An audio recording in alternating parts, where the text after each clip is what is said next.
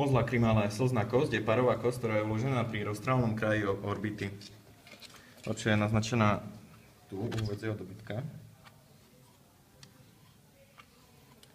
Kosť sa delí na očnicovú,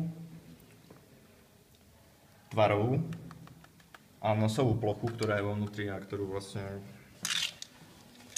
až tak mohla by to byť takto tu.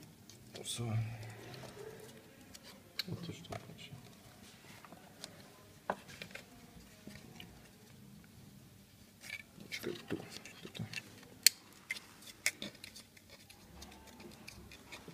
Čiže facies orbitalis, alebo očnicová plocha, je rostromediálna časť očnice, alebo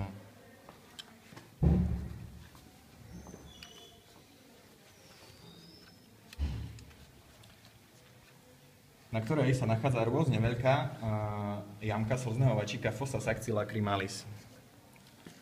To je tu, ne? To je jamka. Je vlastne ten otvor. V jamke je vložený otvor foramen lacrimale, ktorý tvorí vstup do slzného kanála, canalis lacrimalis. Tu je tá jamka, ktorá je fossa sancti lacrimalis a v nej foramen lacrimale.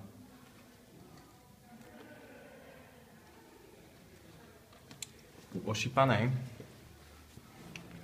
namiesto jedného otvoru sú vytvorené dva foramina lacrimalia, ale ako si môžete všimnúť, je to skôr na facies facialis alebo tvarovej časti, ako na facies orbitalis. Čiže to sú tie. Facies facialis, tvarová plocha slznej kosti, spolu s facies orbitalis vytvárajú rostrálnu časť očnice, čo je margo infraorbitalis.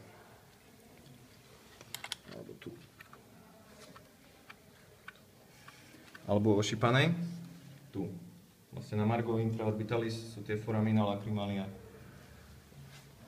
Na tejto hrane u koňa a prežválcov sa nachádza malý hráškovitý výbežok procesus lacrimalis caudalis.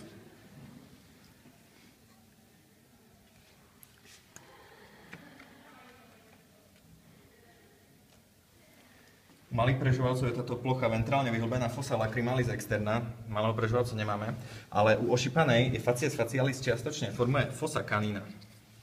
To je táto celá. U psa je facies facialis veľmi malá, ale moje len margo infraorbitalis. Facies nasalis, vnútorná nosová plocha je nepravidelná, konkávna.